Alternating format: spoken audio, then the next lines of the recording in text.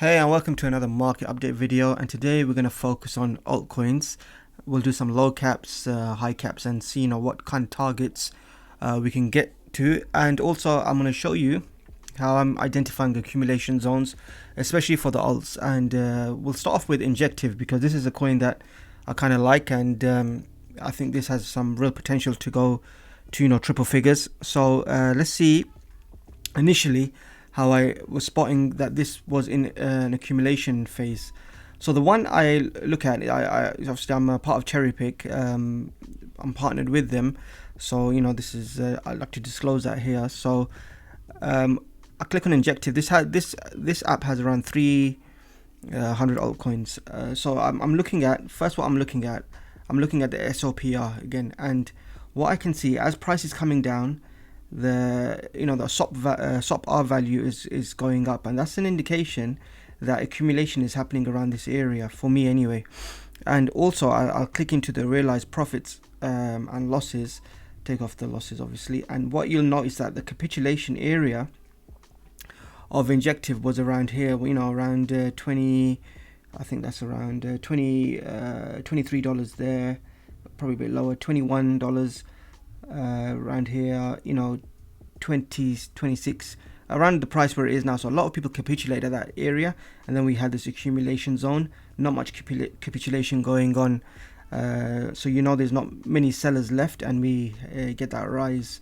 And obviously inversely also, you can see when people take profits, and you can see a lot of people took profits here around that $30-40 area, and then obviously it spiked up to $50, but obviously most people took profits here, so there's not much more buying going on, and then you see price drop. So this is actually a good indication. I like using realized profits and losses, the SOPR. There's so many coins to look at on here, and again I do have a referral for this, and it's in the description if you're interested in Cherry Pick. Also there's a free option that you can look at, but this is where initially I look at accumulation and distribution for alts.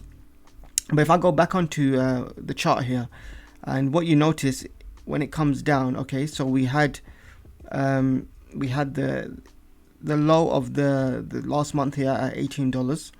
So we had a great level here. So these levels, how can I show you here? So we have the Fibonacci levels initially, then we also have the fair value gaps, okay, fair value gaps on the weekly. I'm on the weekly chart, and then we have the previous month's high, mid, and low range. So the previous month's low came in at $18, and what you find here is in a swing failure pattern and a nice bounce up now. So what's my target for Injective for this run here?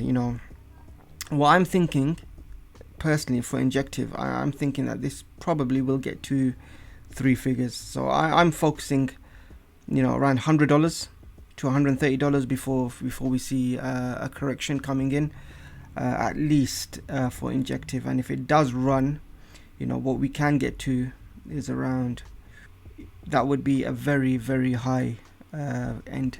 I wouldn't wait for that specifically, but these are the targets. But that could be also a target for Injective. But so far we had that bounce, and now we're working on the move up. You do have resistance here around $30 with this level here, but it's been previously hit twice.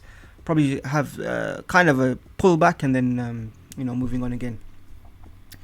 Let's go on to another coin that I know a lot of the community likes, and it's Render. So we look at the monthly chart, we see fair value gaps at that $5-6 area.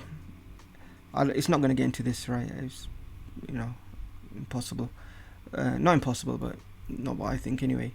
And what we've had, again, fair value gap, swing failure pattern into this area here, great buy the dip opportunity. And if we get our last fib on from the last swing low to high also, so let's see, 618, beautiful bounce there, fair value gap. Now again, I know this might be a bit fast for you, but now we've gone above the previous month's low, which was $6.60, you could say, or $6.50. Close above that. The next target will be that $9. Break above $11, and then you're looking at the upper targets again, which are You got $26, $30, you know, and if things go crazy, obviously $65. But I wouldn't. What I'm saying is I wouldn't hold on to that. But that is a target. Things could get crazy. You know, that's a 10x from here. Well, it's not too bad, isn't it? It's a 10x. You know, so it could happen. But obviously, you need to. When it comes to that, then we can see what the. You know, when it comes to that personally, what I do as well. I have another chart where if it starts, I look at my levels, then I go into this chart here, look at the, you know, the levels it could, and these are dynamic, they move on. So at the moment this is at, you know, Injective is around 120, you know, it moves up. If we look at render, what's render right now? If it gets to the red zone, render is at $31, but obviously as time goes on, this could move up a lot. So, you know, this is the level today, but not necessarily the level, you know, in the next month or two. So that's something to think about as well. And also I'll go back into this area and see if people are selling or if they're still accumulating. So there's a lot of things I'll look at, not just one Fibonacci level or one kind of level and say, you know, that's the top or bottom. There's a lot that goes into the analysis in the first place. So don't just think, oh yeah, you know, $65 or $30. When it comes to these levels, when it comes to this area, you know, that's when I'm going to start looking into you know, taking profits and so forth. Let's go on to Demetria. Again, I'm seeing same patterns here. Had that wave 1, 2, coming back again into this zone. Again, reclaiming the previous month's low. You got simple targets here at $11 cents. The big one here at 14. You break 14, then that's when you start really pushing on. And you know, what would be my profit targets going into the next few months? Again, you know, we've got 41 cents, 50, 65, and then obviously $1. Going in from here, that's 17x down to here is about 7-8x. Obviously the market cap is very low for this coin here. So Demetria, let's see on this chart here what we got here at the moment. We've got about 40 cents, but as you know, this can go up dynamically, so I'll be checking both of these when it comes to profit taking areas. The next one, Veracity. Again, look at this. It's beautiful, coming into the fair value gap, you know, right at the bottom. This looks like a wave 2, 100% a wave 2. Let's just measure it. Obviously, you know, below the 886. Okay, didn't go below the origin of wave 1, so it's still you know, it's perfectly acceptable. We're hitting the we reclaimed the monthly low of the previous month of that must have been the June low. Is that the June low? Yep, the June low. Let's just see. Yeah, no, not June. Yeah, it must have been the June low here. So reclaiming the June low.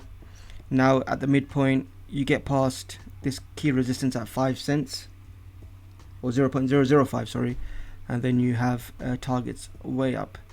You know, you have it at 2 cents, 3, 4, and if it really gets going, 7. So let's just see what kind of let's just see from here, the bottom where it was.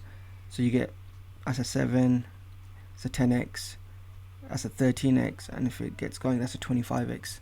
Again, Veracity, probably a low market cap, so you know, it's got a lot more to go.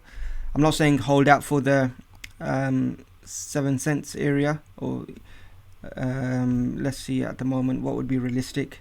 If we go here, Veracity, the last one hit this area, so that's about 1 cent. That's about 1 or 2 cents. So that comes in at this area here. So that comes in, the sensible thing would be to, you know, a 10x. That would be sensible for Veracity. We go to CAS, and CAS is something that really, it's such a bullish chart, and it's hard to count the waves. Like, you know, was it 1, 2, 1, 2? How many 1, 2s are there? 1, 2. You know, this looks like the first major correction. And with CAS, the way I see it, you know, on the weekly chart, let's just go zoom in a bit. The way I see it with CAS, we haven't even taken it. Well, this was the main liquidity area we haven't touched yet, so it's a bit difficult for me to see, with if this still has some downside to go, to be honest. You could say that was the high wave 5 coming down in of the last move, but that does not look like a wave 5 to me. That looks like a 5. That looks like a B, C, and we could be going into the next move. But CAS is difficult. I'm not going to lie, CAS is a difficult count to do. Again, with CAS, I would probably more rely on this chart here. If the Elliott wave isn't working for me as much, I look at this chart and I would put a target right now of CAS at around 55 cents for the new wave up. But as it probably take a couple of months to get there, that the new wave that a lot of alts are in the wave 3 move, and generally the index is in this wave 3 move. So this would be an area to take profits regardless for CAS.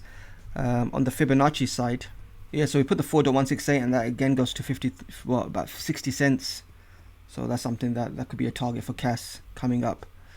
And the last altcoin I'll do is PAL. And PAL looks like coming in with a 1-2-1-2. Again, it's lovely the way it comes into the weekly fair value gaps. That's a great target. Obviously, you got 2 targets here. But then you got the previous month's low, which comes in at 16 cents, which was a great buy opportunity. And then you put on the fibs and you can say reclaim, previous month reclaim. We got targets from $1.30 all the way up to $4.20. Let's go into the other chart and see. So $1.30 to $4.20. Where are we at the moment? $1.30. See, $1.30. Probably will go up a bit. As the months go on. So we can think about this area for CAS. Not for CAS, for PAL, which from the low would be around 8. Maybe a 8 to 10x. So these are very realistic targets from now. These are the 4 altcoins. I want to do a very quick update on the alts, as it's very hot here in the UK, and my computer's generating a lot of heat. So I hope you enjoyed it. Please like, subscribe, share the content, and we'll be back with some more alts, Bitcoin analysis, and everything you need for this bull run that's gonna hopefully take us into Q3, Q4. Hope you enjoyed it, and see you again next time. Bye.